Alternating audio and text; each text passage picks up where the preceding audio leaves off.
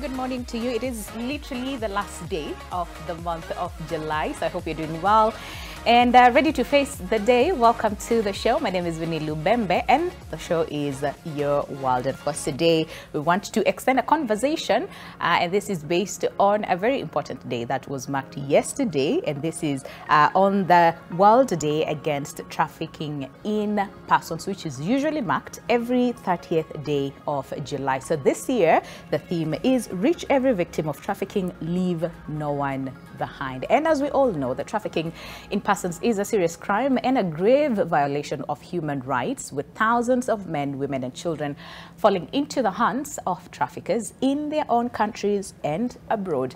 And every year the world marks Day Against Trafficking in Persons. The United Nations Office on Drugs and Crime's latest global report on trafficking in persons shows disturbing developments and trends, including the fact that 41% of victims who manage to escape their ordeal reach out to the authorities on their own initiative. This is a very clear sign that anti-trafficking responses are falling short. So the big question is, how do we reverse this?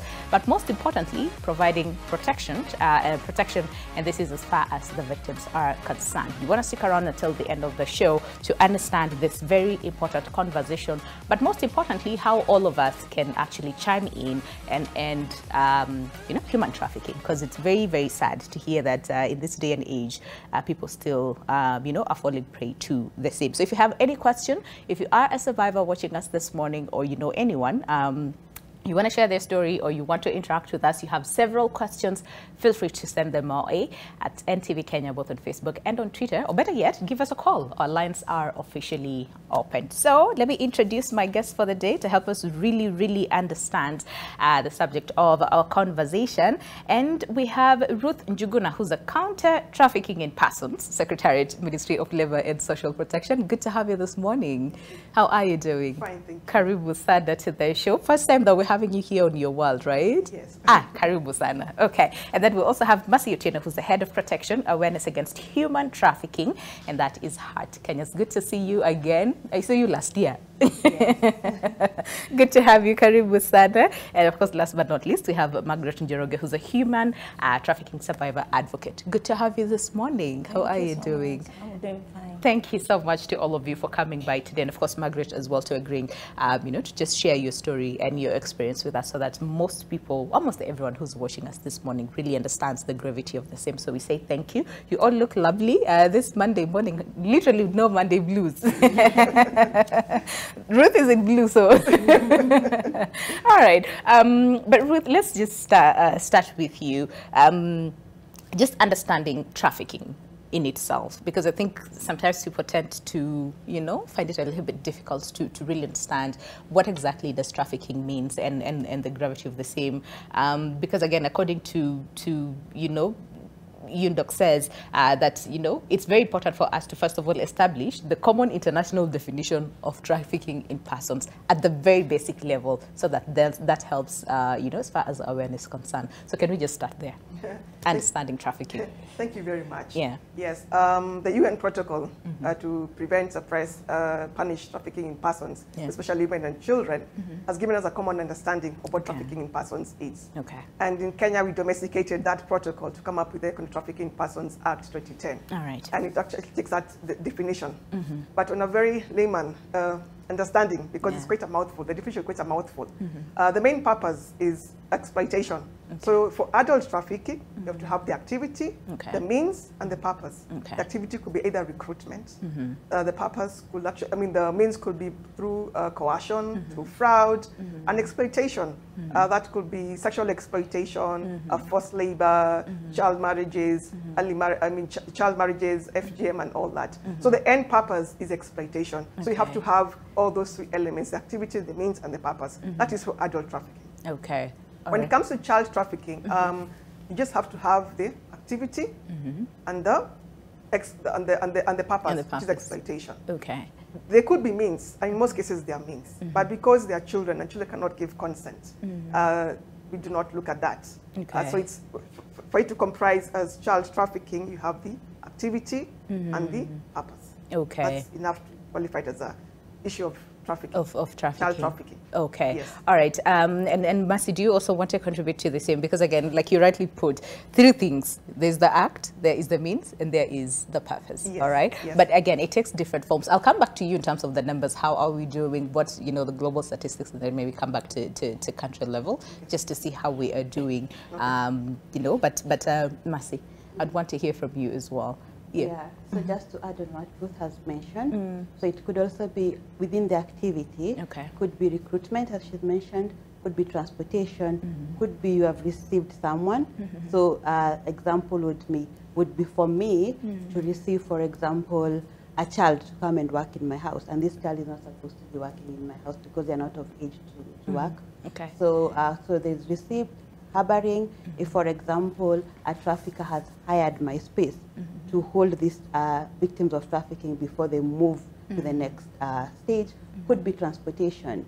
So maybe they used my car or my aeroplane or anything of that sort, and then looking at the means where you could have deceived this person, you could have used threats against this person, and threat could be intended to the individual that you intend to exploit, or even their family members, could be abuse of position of vulnerability, or even giving gifts to the persons who are maybe family members of this individual, and finally looking at the exploitation. And it's also very important to note that for Kenya, when you look at the exploitation, where we also say could also be for cultural practices. Okay. So that could be a diverse spectrum when you look at exploitation. Okay. Yeah. All right.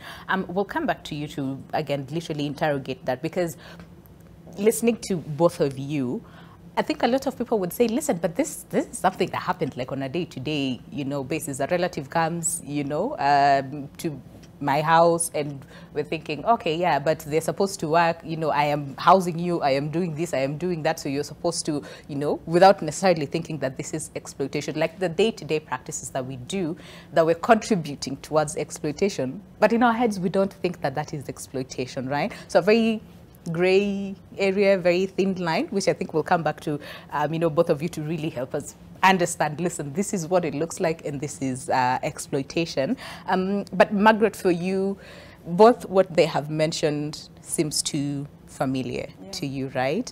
Because again, in 2014, you left the country to, you know, look for greener pastures, and your experience was good in Saudi Arabia, right? And you came back to the country, and then you went back to Qatar in 2019. Okay, so can we first of all do a comparison between 2014 and then the second time that you left the country in 2019? What happened? What was the genesis, you know, of your departure to both countries? Okay. First and foremost, in 2014, I didn't know that it was human trafficking. Yeah. So I was about to looking for greener pastures. Okay. So I was trafficked, but I didn't know because they transported me and they said that I'm going to work as a house help. Okay. And when I reached there, it was home nursing. Okay. Yeah. So I started refusing to do home nursing because I said that my contract is saying that I'm supposed to be a house help. But I was trafficked, yes, but I didn't experience bad.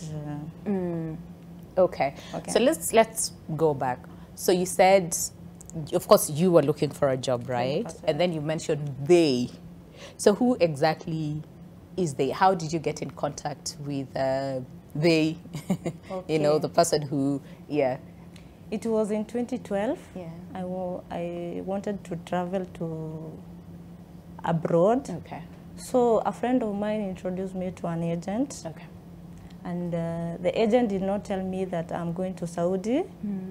She mentioned that I'm going to Riyadh. Okay. And I didn't know where is Riyadh. So I said, okay, I will go. And I went to the office of the agent, and she told me that, Margaret, okay, I'm taking you to Riyadh to do house help. Okay. And I said, okay, I will go. Yeah. After she took me to Nyayo and registered a passport for me. Okay. But she called me after 2 weeks. Okay, Margaret, the passport is ready now. You can travel. You can come to our office so that you can go for a medical test. So I went for a medical test. Okay. But when I reached the office, I had some people saying, "Oh, this woman is lying. We are not going to another country. She is taking us to Saudi." So I said, "No, I'm not going to Saudi Arabia." I went back home. She threatened. She threatened me that if you are not going to Saudi Arabia, I'm going to take you to the police station. You have to return my money for passport. And I said, you can go.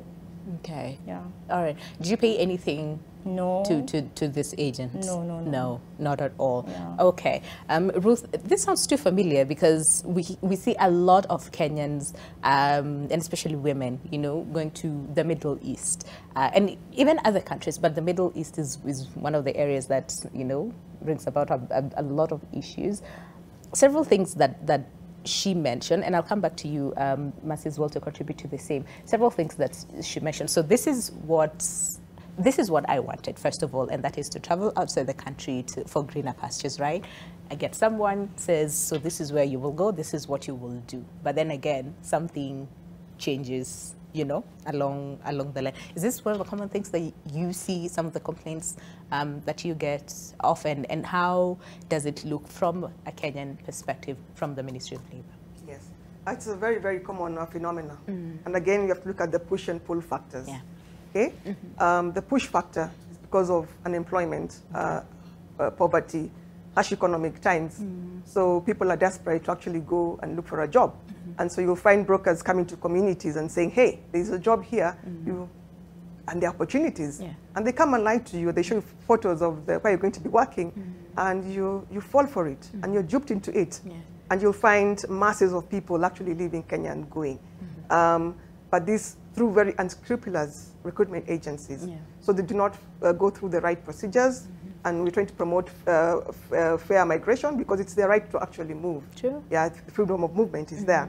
But however, how are they going? How safe is it? And we realize that the public does not have this information.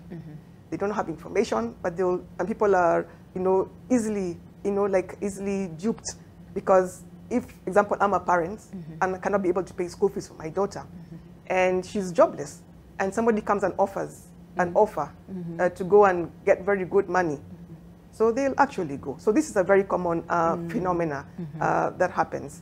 Yeah, and it's actually increasing, mainly to the GCC countries.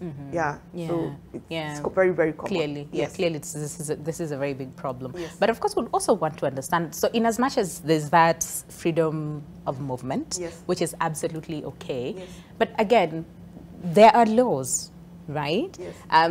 These rogue agencies that are existing and thriving, if I can say so, there should be laws, ideally, before someone, goes out. There's some of these laws, and especially when I talk about labor, there's some of this, processes and laws that one should abide. But clearly this is not happening, because up until 2023, we're still having these cases happening. So we want to understand, so what exactly are the gaps? What is it that makes it difficult for people to either abide by the law or for us to see prosecution of some of these unscrupulous agencies? But Mercy, so Margaret says, I did not know that I was trafficked. I was told there is an opportunity here. You will go. But then again, and they even signed a contract. And you see, once you sign a contract, it makes it a little bit more believable, right? But then you know, tables turn. So then can we just start from there? What exactly does trafficking look like? How do I know that I'm being trafficked? Because for her, she got an opportunity. She was excited to go, but then that was not the case as far as the initial agreement, you know, is concerned. Yeah. First of all, I think one of the things that we have to demystify is a lot of people think that for trafficking to happen, there has to be violence, for instance. So it's important for us to know that sometimes trafficking is not violent. Yeah. It's very soft. You don't realize it happening. Yeah. You can only realize maybe after you talk to someone and maybe this person is familiar with what trafficking is and they're able to explain it to you. Okay. So for example, in Margaret's case, you can see even when you look at the component of deception, it's someone not telling you the truth, the nature of your job. Yeah. And I wouldn't be surprised if even in the contract that Margaret signed, she wasn't given a chance to read it, or maybe it was written in a language that she couldn't understand, so she was just signing because you're being told, here's the job, go ahead and do it. So that you can see she wanted to go and do housework, then she ends up doing nursing, or what she mentioned. Yeah.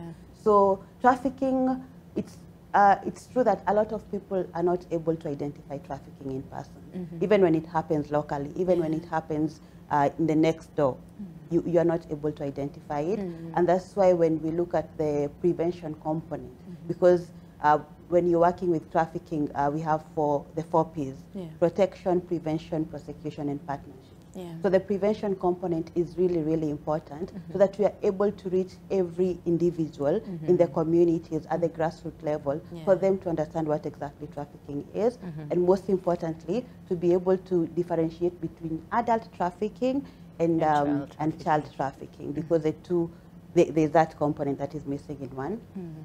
And also what we encourage people is when you suspect it, doesn't have to be true. Just go and report it to the nearest authority near you, and then they are able to identify what exactly trafficking in persons is. Okay, so when you're saying reporting, so what exactly am I going to report? Because you see, and I'm just speaking from Margaret's case, which is the case for so many people. Someone promises you greener pastures, and they're saying, I'm going to take care of literally everything. You just come.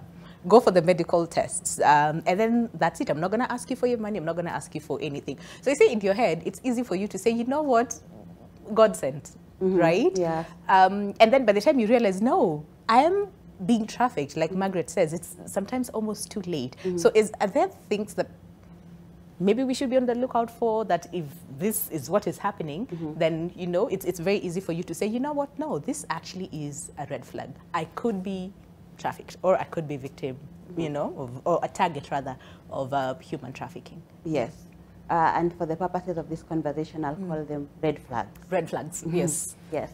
So number one could be the contract. Okay. So you're given the contract, and this contract, first it's in a language that you can't understand. Okay. Or you're given your contract and it's short notice. So you're given your contract while you're at the airport.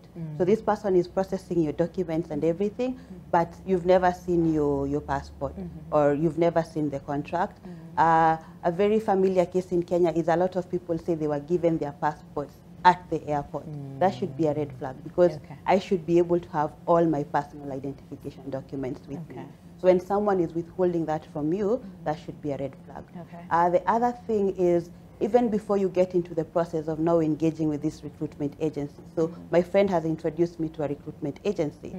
Can you go to the NEA website, check if this recruitment agency is registered? If you don't have a smartphone, just go to a cyber and tell them to check the NEA website for you. Look for the specific name of the recruitment agency. They should be able to tell you the name of their agency. Okay. So when you notice it's not on the list of the registered agencies, then that should be a red flag, because you shouldn't be living with them. But maybe a disclaimer would be, just because an agency is registered, it doesn't mean that they will engage in ethical practices. True. So that could be number one, but still have in the back of your mind that it doesn't mean that this is actually legit. The next thing would be ask around, ask people if they have gone with this agency, what do they think about this agency. Also, looking into your contract just to understand, ask them if you can get your contract in English, or for someone else to actually, someone outside the agency to interpret your, what do you call it? Your contract, for you. Yeah. The next thing would be, for example, can you go to the Ministry of Foreign Affairs or Ministry of Labor to actually confirm with them that these countries that you're going to actually have these job opportunities? Okay. Because a lot of Kenyans get you because they didn't go maybe to the embassy, so because the embassy should know if their country is offering employment or not. Okay. So if they tell you they're not offering employment, then that's actually a very big, you shouldn't proceed. Okay. Okay. And if you've proceeded, just make sure that copies of your contract, copies of your passport are with your family members, and that your family members know exactly where you're going, whom are you going to work for, what is their phone number, and being able to actually register with the country when you're leaving Kenya so that they know, and when you get to the country of destination, also try and reach out to the Kenyan embassy or consulate there for you to register, and actually have a helpline number with you of an organization or an individual that you can always call when things go wrong. And most importantly, when you get to the airport and you actually realize that you've been duped, it's not too late. Okay. We have authorities in the airport. Just reach out to someone and tell them you don't feel safe. Even when you already are in the aeroplane, just let them know that you don't feel safe. It could be the flight attendants, and then they should be able to help. To help. Yeah. Okay.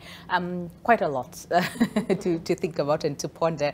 But I mean, it's true. A lot of people would not even think about going to, you know, the Ministry of Foreign Affairs to ask questions and say, hey, listen, is it true that some of these countries are offering this and that? Because you just want to go. There is an opportunity promised, and there is a prospect that you will have the job and you will go, and someone else is taking care of everything that is needed. I mean, we could understand why people would, you know, just forget about the Ministry of Foreign Affairs. Let's take this head on. Okay, so Margaret, so you realized later on that, you know what, I was trafficked. But you said, this is the statement that you said. You said, yes, I was trafficked, but I got a job, right? Yeah. Looking back, what does that statement say to you or mean to you? Because at that time you did not know that you were being trafficked, right? But now that you have all the information, what exactly does that say to you, looking back? Because a lot of people would also say the same. You like, you know what? Yes, I was trafficked, but at least nilipata kazi. I'm helping my family back home and all those things. So it's like we're overlooking the bad because, you know, I got a job. Okay. For me, even if I was trafficked, I got a job. I did it for 2.5 years. I finished my contract in Saudi Arabia, and I came back in Kenya. Okay. So I didn't notice that it was trafficking, and I said, wow, I can go again. Yeah. So I was when I came back, they gave me an exit visa, and it was written that you have 2 months of vacation. So you are going to come back. Okay. And I said, okay, I will. So when I came back on 2016, the government closed Saudi. So my visa and everything was cancelled. Yeah. I did not go. Even my employer was asking, are you coming back? I told her, no, I'm not coming back because the office are closed. So for that time, I didn't see anything. I was to go back, but I didn't go. Yeah. Now I stayed for at least 2 years until 2019. Okay. So I said, now I can go to another country, even if not Saudi. So I had, my friend also introduced me to another agent. Okay, a different one. Because this other one, initially, they were threatening you and saying, listen, I'll take you to the police, you have to return my money and all those things, but you were able to sort that. Yeah, okay. I was able. So she introduced me to another agent, and they promised that I'm going to do a job for a caregiver. And I said, okay, I will go. Because before I did home nursing in Saudi Arabia, so I can take care of someone. Yeah. And I paid my medical, I had a passport, so they paid my ticket, and I went to Qatar. Okay. Yeah. All right. Let's put a pause. You went to Qatar because the experience was not good. Yes. Compared to the first time when you went to Saudi Arabia. How about we take a break? But of course, when we come back, we'll pick up from there. But Ruth as well, as far as regulations of agencies, because we see a lot of them here in the country. There was a time there was a big uproar and some action was taken, but we also want to hear now, how are we doing? Have we improved on the laws and the policies and even the regulations, really, as far as these agencies are concerned? Because there's some really good ones who are helping people, you know, especially those ones who are seeking for greener pastures, but there's some who are literally duping people. So have we, you know, made changes as far as our regulations and our policies are concerned? But of course, all that conversation is coming up after the break. Stay with us.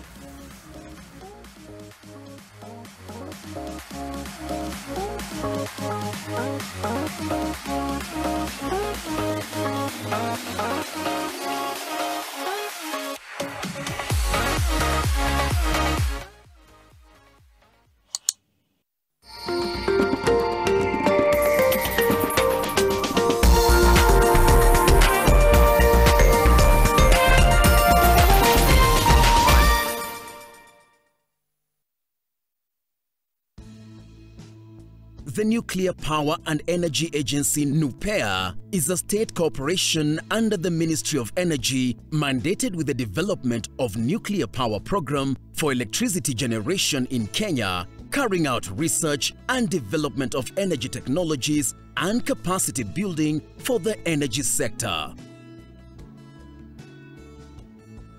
To this end, NUPEA coordinates all relevant nuclear infrastructure in the country.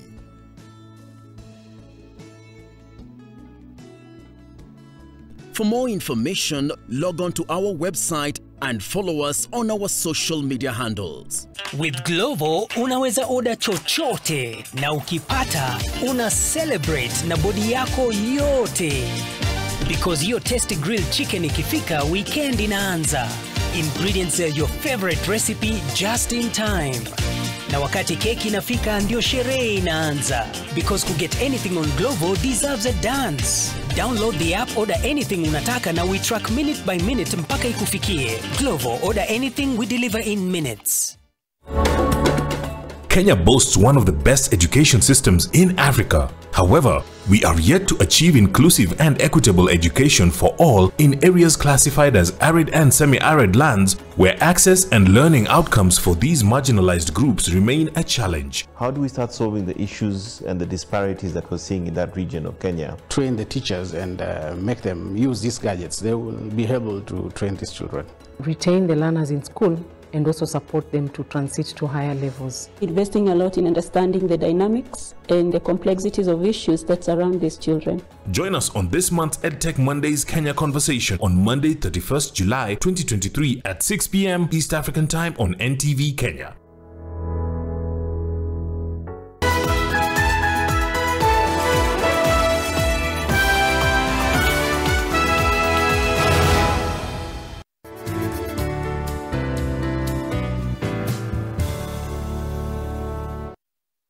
Centum Real Estate offers you an opportunity to own a home at the Two Rivers Development, Mzizi Court Residence. Talk to us today on 0703 262626 or text 2 Rivers to 22365.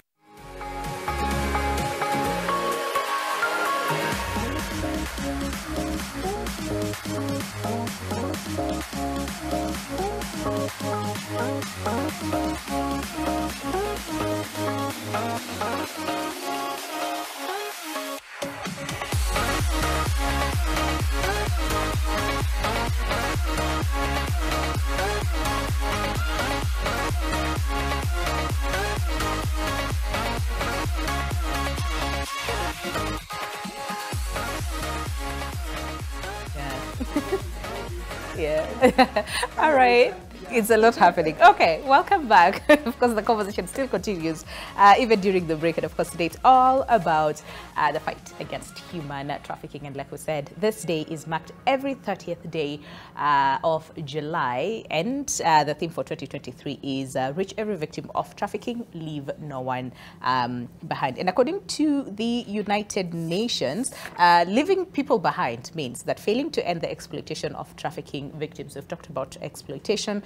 failing to support victim survivors once they are free from their traffickers, and leaving identifiable groups vulnerable to traffickers. So all these areas needs, or all these gaps needs to be closed, you know, even as we strive to fight and to end human trafficking. So we think if you have any question, if you know anyone, you know, who either is a victim survivor, or probably you are, you know, fell into the hands of someone scrupulous. We think some, because there's some good agencies, but, you know, unscrupulous agencies as well. Feel free to also share your story with us at NTV Kenya, both on Facebook and on Twitter, or just give us a call and share your story with us. Before we went on a break, of course, Margaret was telling us her experience, and you got to Qatar.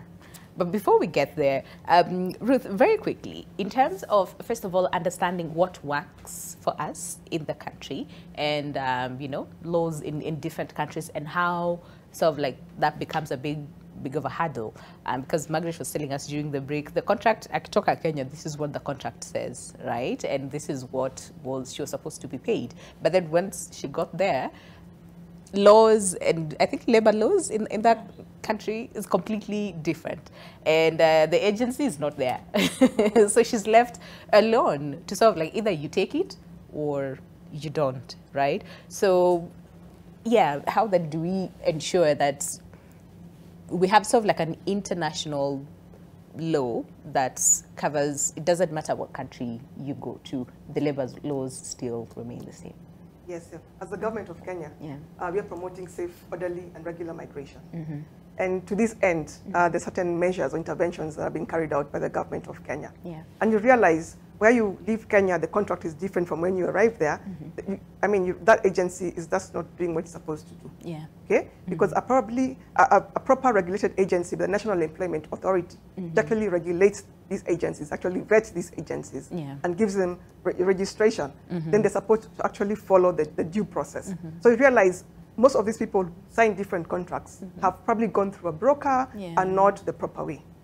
Number two, the State Department for Labor, under the Ministry of Labor and Social Protection, they do what is called foreign contract attestation. Okay? So any person who is leaving the country has to have their contract attested by the State Department for Labor, by a labor officer. Okay? And when they're doing that, they're checking, is this person giving consent to go and work wherever? Are they being coerced? Is there fraud? Are they medically fit to go? Sometimes we find people coming and they're not feeling well, something happened, they're coming in coughing and all that. Probably they did not actually undergo a medical examination.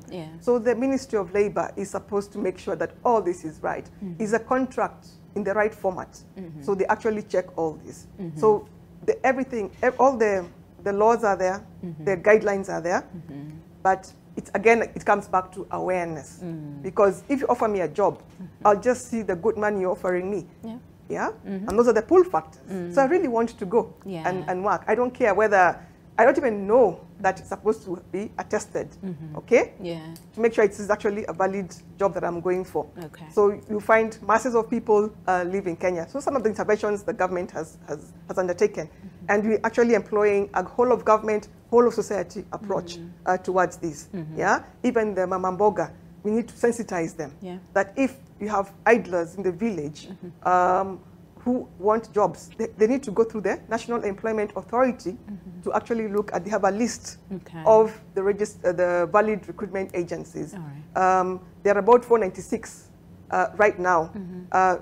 There were 912, there are 496 left, they were deregistered. Why? They were not following what is proper. So the government has actually put these measures and is actually following, okay? But there are so many brokers out there, and many of these people go through these brokers, and that is why you're finding these types of situations. Towards that end, we work with the Ministry of Saudi Arabia labor to the Musaid system in terms of domestic labor migration. We have economic migrants. So it actually facilitates recruitment of these labor migrants. Okay, so it's government to government. So the Musaid is actually in place. We also have bilateral labor agreements with these countries. We have a bilateral labor agreement with Qatar, Dubai, the Saudi Arabia, and most recently the United Kingdom. Okay, and we have consular officers there attached to those countries, such that if there's an issue with a Kenyan national, they're able to contact the consular, and they'll have consular services. Yeah. You find our Kenyan nationals going, they do not have any documentation, they want to turn back to Kenya, but the consulate is there to help them come back to Kenya. Yeah. So it's just that these are the interventions that the government is actually putting into place. Yeah, okay. And there are many more actually in terms of regulations, and actually the government is actually coming up with a labor migration bill just to make sure that there's safe and migration.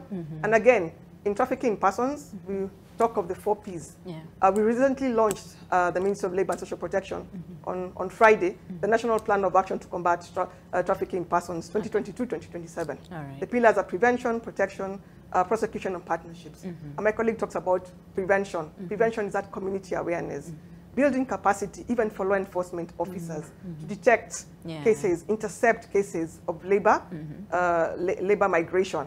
We work very closely with the Human Trafficking Child Protection Unit and the Transnational Organized Crime Unit, and they made intercepts. You find that we have migrants from the Horn of Africa transiting, because Kenya is a country of origin, transit, and destination. So we are a major transit country, and therefore we will actually make these intercepts, of migrants going to other countries. Yeah, so a lot is being done by the government. Okay. And for those traveling, we have pre-departure training that is actually carried out with migrants. All right.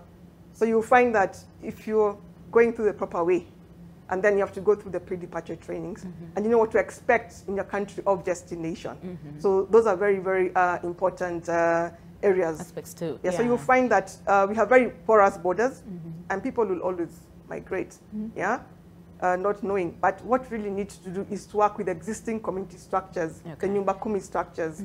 Okay, when the chief is giving barazas, tell the populace that this is actually what is happening. Then they have that awareness, and then the red flags. And you'll find that even host communities sometimes do not know that they're actually facilitating trafficking. That's true. They do not know. That's true, Or smuggling of migrants, you know. They could be smuggled from our borders, from Vanga, the border points, from Loahaha, there in Trans Nzoia there, you know, Migori, Busia. You see all these, Loitoktok, and they're smuggled into the country, and smuggling can actually turn out to trafficking in persons. And the main difference is smuggling is that because it's actually very voluntary. I want to leave my country, I want to be smuggled to probably South Africa because of the pull factors are very, very strong. So therefore, you realize that when they reach the other end, they are trafficked. So there's a very thin line between trafficking in persons and smuggling of migrants. Migrants as well. All right. And Mercy, very quickly, do you want to speak especially on children? Because you see, we're saying, do your due diligence, right? Do your research, do this. But you see, for a child, first of all, they won't even know that this is what is happening. They won't even know, so fine, so how do I go, you know, and report? So then, what do we do? Because we're talking about partnerships and how it is important for all of us to, first of all, be aware and report if we suspect this is a case of, you know, trafficking or smuggling that Ruth is talking about. So for the kids, what exactly happens? How do we sort of like help them? And what sort of information should we relay to the children so that, you know, they're sort of aware? So before I speak about that, let me just give another one red flag that I've forgotten about. Okay. Is you should also look at the type of visa that you've been given. Okay. Because if you're going to work, you shouldn't be given a tourist visa. And majority of Kenyans are given tourist visas. So that should also be a red flag.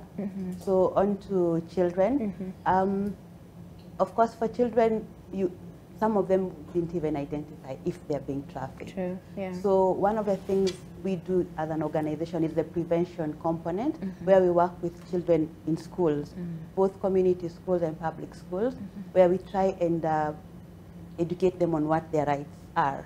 For them to know if, for example, someone is telling me to do this, or if I'm seeing this is happening to a child near me, then I can go to report to a trusted adult. The other thing is also looking into sensitizing the community, for the community to know, for example, so in my household, I have brought a child who's not going to school. So it should be my initiative as an adult to go and report such a case, because we see it happening. So mainly for children, we depend on adults to be able to do the right thing, because a child might not be able to.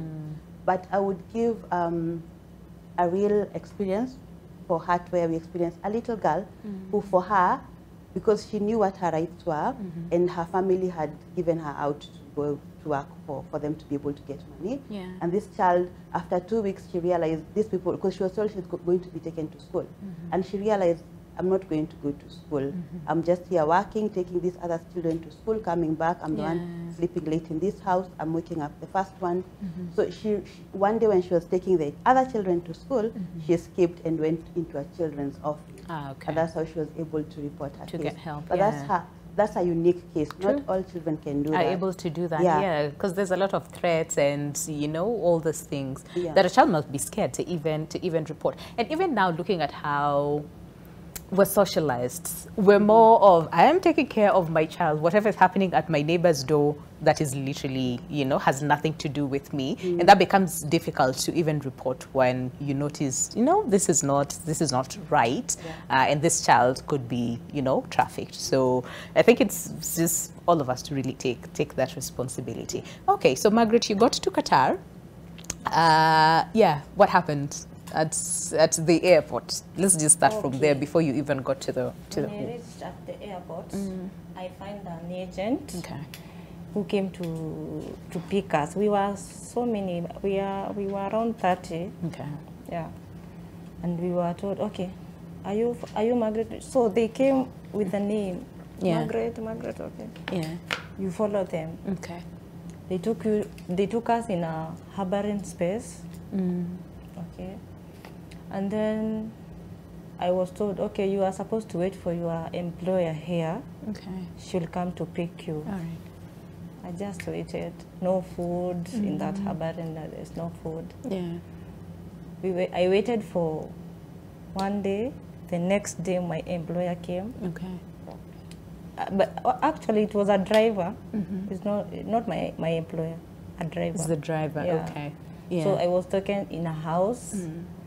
There was around 6 people and 2 children, twins. Okay. And in that house, I worked for 3 weeks. And then my madam said, okay, now, she didn't tell me anything. Okay. Okay, I just wake up in the morning and I took the kids to school. I came back and she told me, Margaret, we are going somewhere. I said, okay, let's go. No phone, no nothing. Just like that. So they took your phone? Yeah. Okay. The passport and everything. They took your, like all your documentations, basically, plus your phone. Yes. And then they're telling you, we're going somewhere. We're going somewhere. Okay. Okay. I say, okay, let's go. And we went. When I realized it was far away, I saw, oh my God, I'm going to the office, I think so. Okay. And we reached in the office. We found the workers there. They asked me, Margaret, why are you here? So what office is this? An agent. Okay. An agent. A different, is it the same agent that picked you at the airport? A different? Yes. Oh, wow. Okay. And I asked the manager there, what is my madam saying that she brought me back here? And my madam was saying, oh, Margaret is smiling so much. Wait, that's why I took her back here, yeah. Okay. Yeah, so. Wait, what? Okay. So you're smiling too much? Yes. That's it? That when the men came in the house, or when someone, or when we are going for a mall, a walk, I'm smiling for them. So she said like that. Okay. And the manager said, okay, don't worry, I'll find you another job. Okay. Another house. And I waited for 2 days.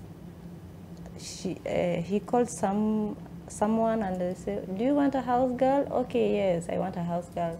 I have one here and she has a smiling face. Okay. So when she smiles so much, don't bring her back. Yeah. And I said, okay. The madam came and took me. But when I went to that house, I did not smile even a single day. Yeah. I was.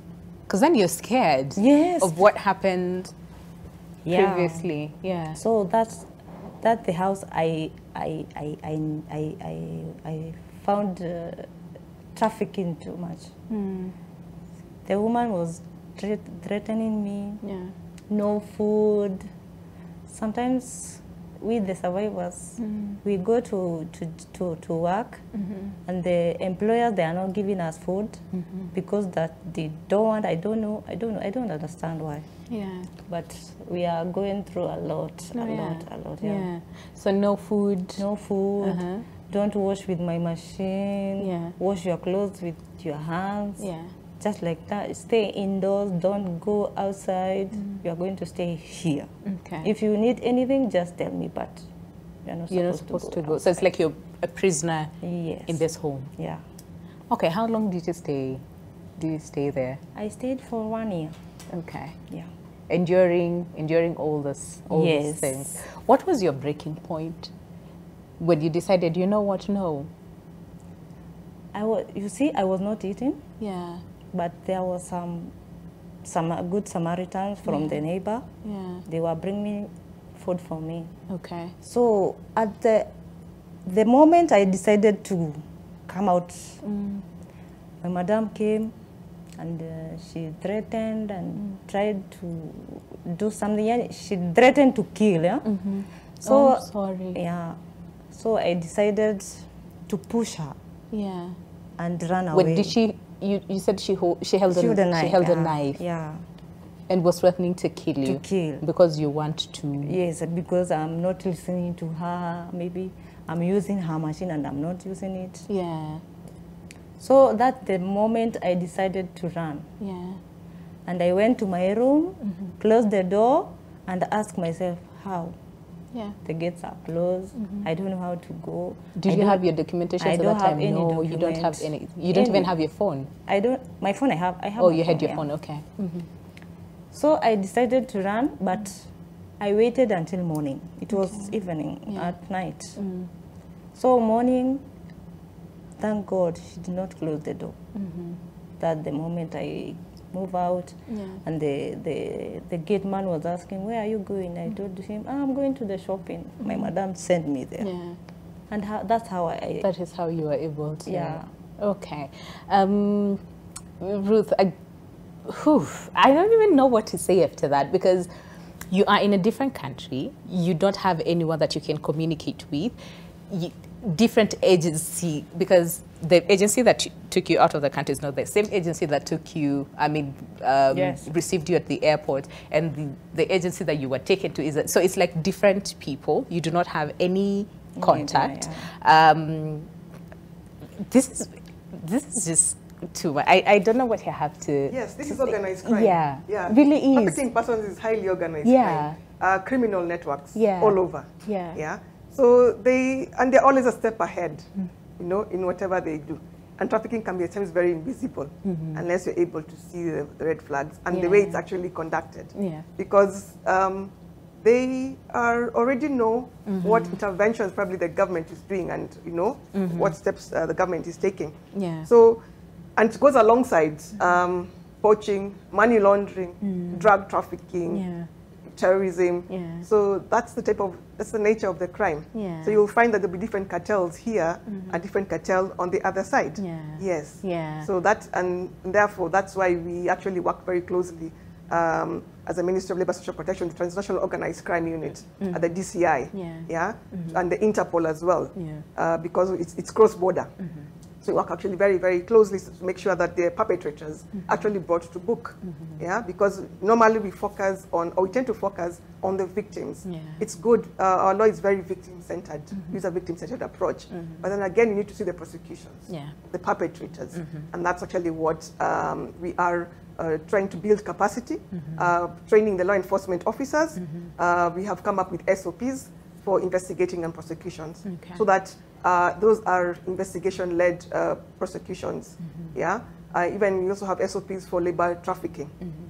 So that you have the prosecution and the investigators coming together and actually, getting the trails, and also the M-Pesa is used for these transactions, the banks and all that. So it's highly organized, and therefore we need a very organized approach towards this. Yeah, it's a like, criminal activity. It's like we need to be like 5-10 steps ahead. Yes. But again, like he's saying, and even the United Nations, you know, report on the same and saying the trends are changing, so it becomes difficult to even, you know, like he's saying, trace, investigate, and even persecute. So clearly, a lot needs to be done. And I want to hear from Mercy. So like, what do you think needs to be done? Because if these trends keep changing, it's sort of like the government or, you know, the entities that are responsible are sort of like not able to keep up, then this means the fight against human trafficking will take longer. It will not end anytime soon, right? A lot of people might lose their lives. A lot of people might, you know, continue being in danger because, you know, some of these laws are not, where the traffickers keep changing. They're becoming smarter by the day. Yeah. One, I would say also we need to look into the kind of information that we are giving. Okay. Because I feel we've also really concentrated so much with the GCC, for instance, and looking into domestic workers, such that people forget that Kenyans get trafficked for other means. That's true. For other purposes. So one of the things we also need to look into, for example, is domestic trafficking. Yeah. What is happening, for example, to Ugandans, also Kenyans, being trafficked, for example, from Busia to Mombasa or to Nairobi or all these areas. Yeah. And also looking into what happened last year, where when we were focusing so much on the Gulf countries, then we had Kenyans being trafficked in the Southeast Asia for cybercrime. So that people will think trafficking only happens for domestic or for labor or these things. And then, so when someone else is promising them other kind of jobs, they're not able to identify that. Or I'm not going to Saudi Arabia, so I'm good. I should be safe, So being able to actually tell the people that all these kinds of trafficking, looking at forced marriage, looking at child marriage, or domestic work, or even sexual exploitation at the coast, or even in Nairobi, for people to know that. And then the other thing is looking into how do we ensure that we strengthen partnerships. Because we cannot, for example, as an organization as HAT, we cannot combat trafficking alone. So we need the efforts of the government, we need other CSOs for us to be able to look into how do we really support the community, for the community to know what really is going on. And also looking into survivor inclusion. Margaret being here, being able to speak about it. Because sometimes people will tell you what happened to Margaret was by bad luck. Yeah. It can't happen. It can't happen to me. So just being able to diversify information and also use information that people understand. Yeah. Because sometimes when we also become too academic or too professional, then people feel like trafficking is far away. It doesn't happen to the common people. Yeah. It can't happen to me. Maybe I don't have money. Yeah. And also being able to point out, I know for Kenyans, majority it's for people who may be low socioeconomic status, but being able to point out that sometimes it can happen to even a landed person. Yeah. So just don't think it's only happening to people who don't have jobs. That's true. Have a job and it could happen to anyone. And again, like we're saying, awareness as far as what exactly trafficking looks like is very bleak. So it's very easy for people to be trafficked and really not know that you're trafficked. Doesn't matter your social status. So Margaret, you were able to escape. And then you went to the nearest consulate, right? But you stayed there for 5 months. 5 months. During COVID, you got sick. Do you want to take us through that experience? How did you even get there? How did you know that there was a consulate? A lot of things, and even just staying there for 5 months. How was that experience? Okay, as I was walking, I saw some people, they are selling the nation. Okay. And I asked them, do you know anywhere there is a police station? Okay. So he directed me where the police station is. And I went there. Okay. And I reported my case. But they were asking me to go back to my employer. Okay. And I said no, and I started crying. I'm not going back there. Now they say, okay, you are going to stay here for 2 days. Yeah. And we will call your employee. Okay. And when she said that you are going back there, we are going to take you there. Yeah. So when the moment they called my employer, she did not pick her phone. Okay. So they said, okay, you are going to stay. Okay. But tomorrow we are going to take you to the deportation. Okay. So all right. That's where I went to deportation. Yeah. and I found myself COVID-19 positive because we were many. I was quarantined for 21 days. And after 21 days, I came out. No process. I don't have a passport. I don't know how I will come back in Kenya. So I just stayed. And the whole process took 5 months before coming you back, were able to to come back. So it's a very sad ordeal, you know, to hear. But again, we're so happy that you're here today to shed light on the same and let people know that, listen, these things are real. People go through a lot. And when we're talking about trafficking, we're not only just talking about domestic workers. We literally have to get out now of the studio. But I'm just going to give you like 10 seconds, 10 seconds, 10 seconds. Jackie, please, just 30 seconds. Okay. All right. So we're told we can't. But thank you really for coming by today and just shedding light on the same. We'll still have you back to really shed more light, you know, on the same, so that we spread as much awareness as possible. But Margaret, thank you so much for agreeing to share, you know, your story with us. Margaret Njoroge, survivor advocate, Mercy Otieno, head of protection awareness against human trafficking, and as well as Ruth Juguna, counter trafficking in persons. This is secretaries from the Ministry of Labour and Social Protection. Thank you so much for coming by today. I know time is not at our side, but asanteni sana for coming by. My name is Winnie Lubembe. Enjoy the rest of your day. I'll see you tomorrow morning, same time, same place. Goodbye.